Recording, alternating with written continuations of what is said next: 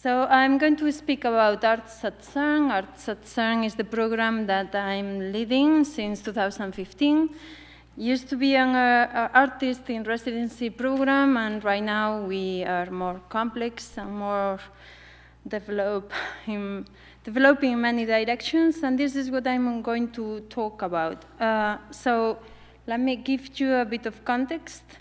What is CERN? CERN is the European Laboratory of Particle Physics. Used to be the Center for Nuclear Physics, but the science has advanced in the last 60 years, and right now we are looking more deeper into matter. So this is the fundamental structure of everything, from this table to the end of the universe. And this is what 10,000 people at CERN are researching, and they do it by building really complex machinery. One of our iconic machines is the Large Hadron Collider. This is the machine that you are seeing in the screen. Is inside a tunnel, a circular tunnel underground. In some places it's 100 meters deep, in some others it's around 60, 80, but it's next to the Lake of Geneva in Switzerland. It began being well established in Switzerland, and right now is sharing territory because it has expanded with France.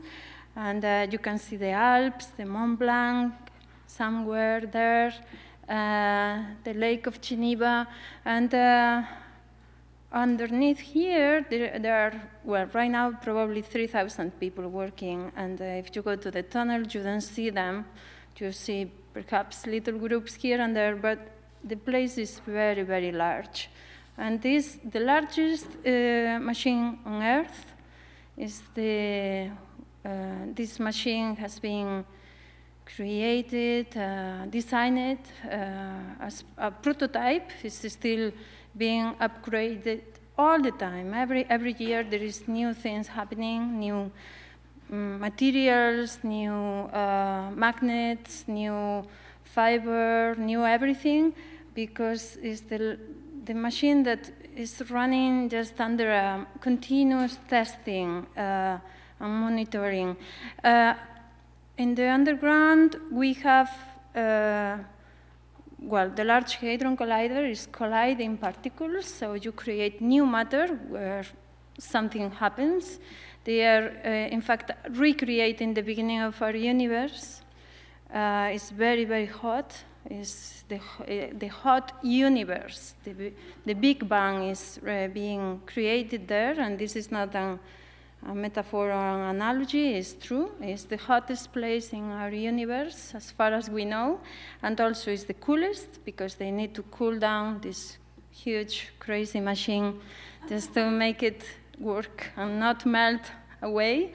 And then we have 4 big detectors. A detector is something in a way similar to what we have in our mobile phones, but much bigger. So here you can see this beauty, which is the CMS detector at the Large Hadron Collider, and there are 4 of them. 4 of them, all of them different, all of them with different purposes for the research. And yes, this is where I work. And where I work has an interesting history from many different angles. So there is the roots of the creation of Europe, the Europe we know today, and maybe not tomorrow, but today, so far so good, is really here. It's the first interstatal European organization based on fundamental science, and probably the first one in the world where outside academia, scientists decided to get together and to have a hub, a place where to meet and to devise new artifacts for finding the fundamental laws of our universe and nature. It's a really, really inspiring place, as inspiring that already, well, when I arrived to CERN, I went to the archives and I noticed that already in very early stages of our history, there was these people, James Lee Byers, the performance and fluxus artist who came in 1972 and kept coming back in 73, 74. And at the time, CERN was totally unknown for many of us. Well, I was not even born, but it was not the place that we know today, this iconic place that everyone, at least in Europe, went to visit. But artists were already there, pioneering this questioning of how we approach nature. And then later we have another more famous examples. Gianni Motti came in 2005, and he compared himself to an antiproton, and he walked through an empty tunnel that was still not occupied by the Large Hadron Collider to try to identify why are we thinking about fundamental blocks of matter, and how are we, maybe one of them, but composed by thousands. And well, yeah, it was an interesting experiment. He walked around the circle, the 27 kilometers, trying to find himself.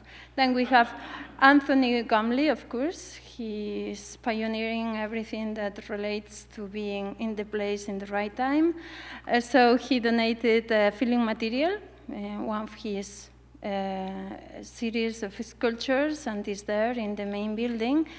And then we move a bit forward, and we are in today, or maybe in this 2011, when the CERN directors realized that there was something happening, why artists are coming, and how can we do it better.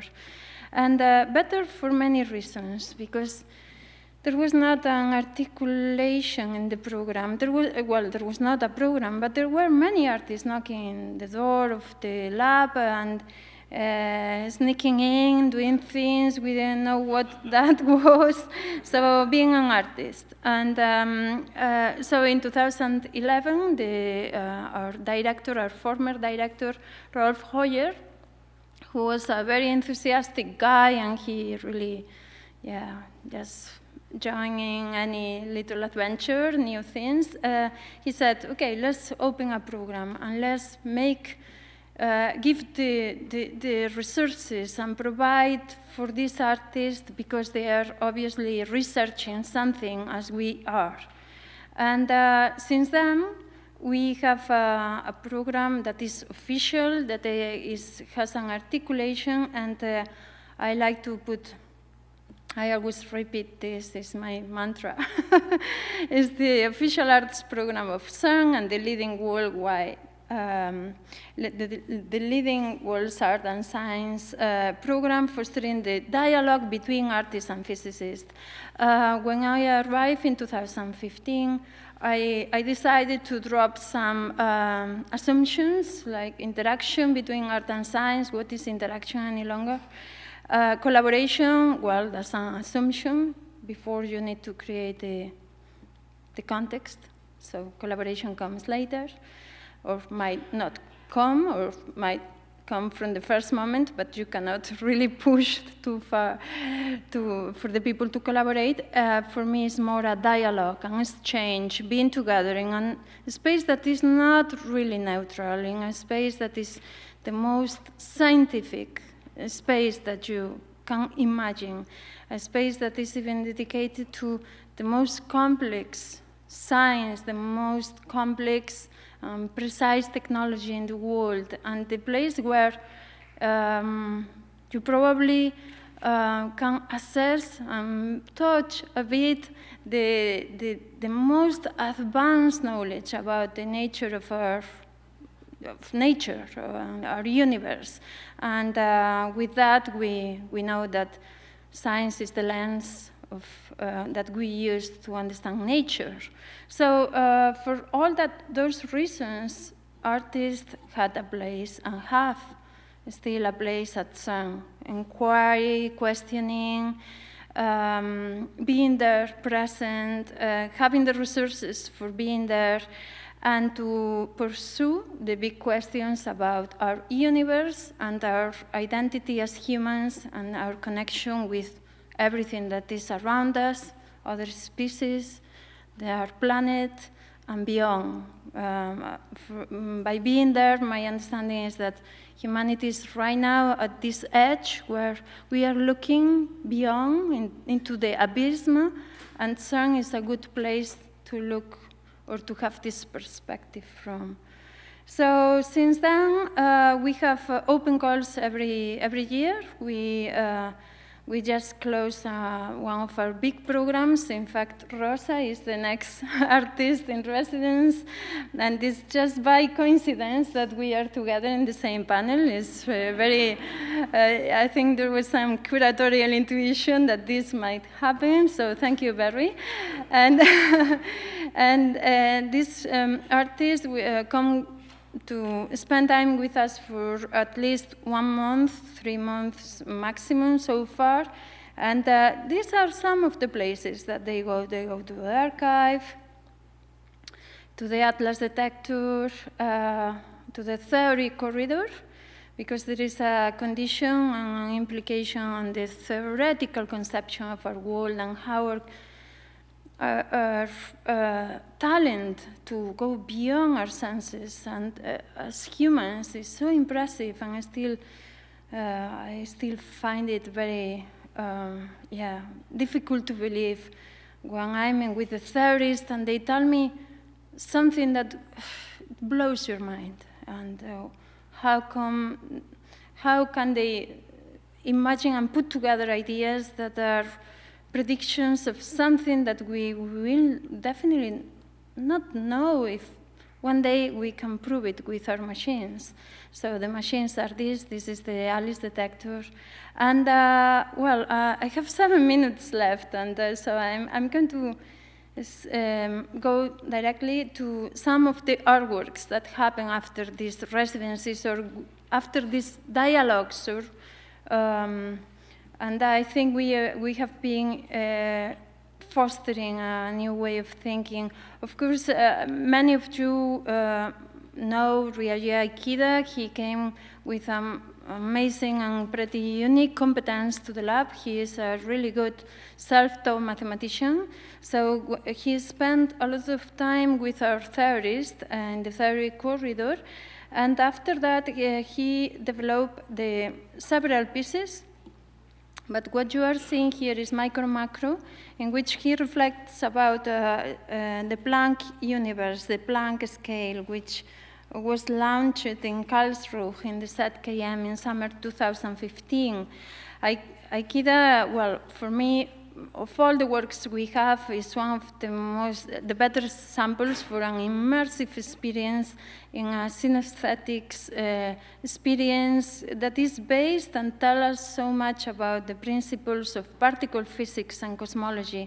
The installation consists of 2 overwhelming projections which unfold on an area of over 375 square meters, and explores human perception on the smallest microscopic level, as well as the largest level of the endless space beyond the observable universe. And another work that is related directly to the nature of the experiments is Halo, and Barry mentioned before, was the curator of the Audemars Piguet Art Commission in Art Basel last year. And this was a work that was developed during the residency and beyond. So the Semiconductor came as artist in residency in 2015, and because they are really amazing and they have a unique and really singular way of working and very methodological, almost scientific, they managed to put together collaborations with the scientists for this production. In fact, they work with data captured by Atlas, raw data, and Atlas is one of the 4 detectors and the largest detector at the Large Hadron Collider that sits in a cavern of 100 meters below ground near the main site of CERN. In Atlas, beams of particles from the Large Hadron Collider collide at the center of the detector, and this is something you can see in the work, because what the artists wanted to replicate in a very illustrative and appealing way was the generation of collisions debris in the forms of new particles. So let me play you a video, and for that I need to go to the Vimeo. Okay, and do find. Okay, this is Halo.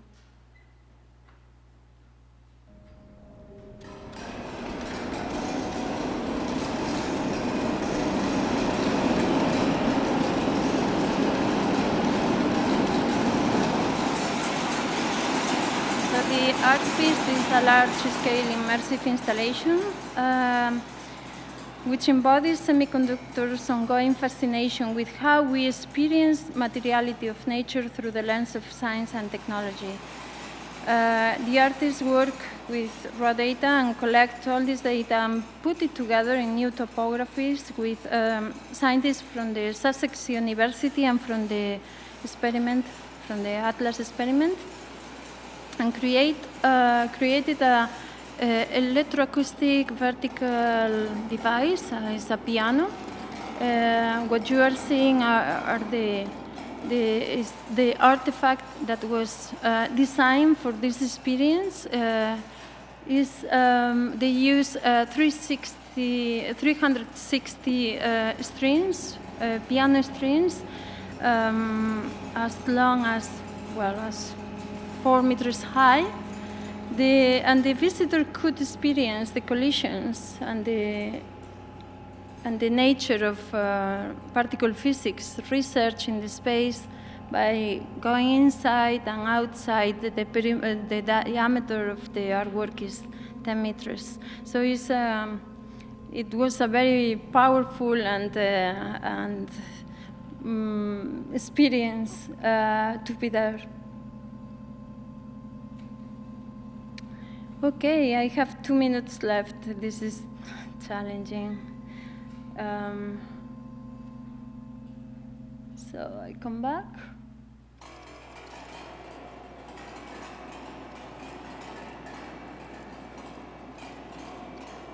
What is interesting is that in a place like CERN, you have so much technology, and the technology is never obsolete. The technology can be reused. All our scientists, and you cannot think of the people from CERN doing equations the whole day. They are actually masters of the technology. They can do anything from coding, hardware, and we have just trash everywhere. And sometimes they recycle the technology is reused, but for the artists it's an amazing paradise. And there is some analogies that you can find in the way these devices are created. And in fact, in the Audemars Piguet Art Commission, we brought some of these machines into the gallery, and were almost ready-made.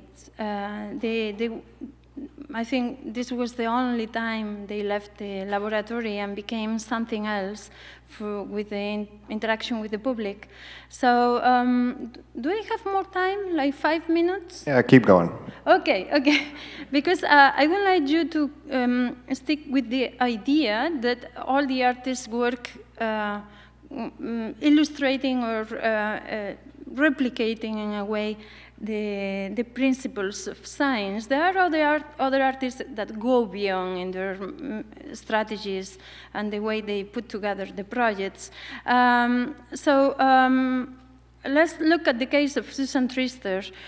Susan Treister is an artist from London for many years. In her career, she was an outsider. She has a pretty peculiar practice, and she's been researching history of science and technology in a very non-orthodox way. So she came to CERN with a very focused idea. She wanted to know more and also prove her idea, her vision about the holographic theory, which is, for those who, maybe some of you are familiar, but it's a very, very obscure and difficult to get theory that is related to string theory, but it's also related to black holes research, and is a really important topic at the moment in the theory group. So while the experimental realm allows a representation, as you saw in Ikeda's and semiconductor works of intrinsic relations with nature through the experiments, there are artists like Susan that are captivated by these theoretical models. In her approach, she constructed eccentric narratives and unconventional bodies of research, and also an unconventional way to propose ideas to the scientists. In 2019, she arrived to CERN as artist in residency with the question, is the holographic universe principle, the theory that our universe could be a vast and complex hologram, something that has been sought by artists since the beginning of our civilization? That was her question. In her time at CERN, she invited scientists mainly working with quantum gravity and black holes to address this question with her by hypothesizing that beyond acknowledged art historical context and imperatives, artists might have also been unconsciously attempting to describe the holographic nature of the universe. The final artwork consists of a video that comprises over 25,000 chronological images of art history from cave painting to global contemporary art, including outsider and psychedelic art that echoes conceptually the actions of CERN's particle accelerator, the Large Hadron Collider, by accelerating at 25 images per second in a loop sequence. So this is part of the work.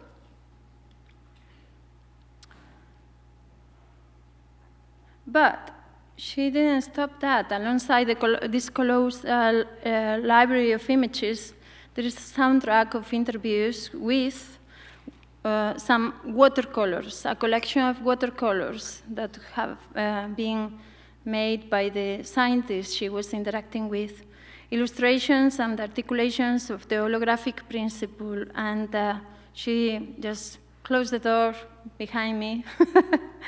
She went with the scientists, and she asked them to record in a watercolor painting their ideas, the holographic universe, the plateau cave, the horizon of the black hole, and this is something that is in exhibitions at the moment. So her work hypothesizes a reality that has perhaps being intuited over the ages, a reality beyond the already documented intentional depictions of spirituality, mystical or transcendent realities, and which is the reality of the holographic nature of the universe. So we are having many artists coming with ideas that open new angles of research. Do I still have time? Tell me to stop. Decreasing amount. Otherwise, huh? Okay, so I won't say anything, but I'll plug this video by Mika Rothenberg. It's a work that you can see in the new museum, and it's right now in the new museum. We are commissioning new artwork out of the residencies, and this is one of them.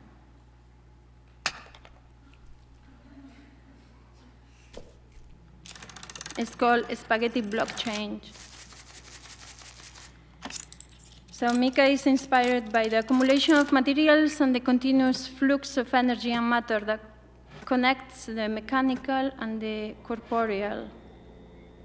She came to CERN with an obsession, accumulation of materials, cables, stuff. And she went into the experiments antimatter factory, Alice detector, which is this one. And she put these images together with other images from the world where something like this happened, like the obsession for gelatin, the singers from Siberia, how they accumulate the energy and goes out in unexpected ways into their voice. Again, Alice detector. And yeah, this is another not illustrative way to approach art and science at CERN. So I leave it there. I think you can find this video in the internet now. I think it's uploaded in Vimeo. And well, I love to have more time, but yeah, too bad. Thank you.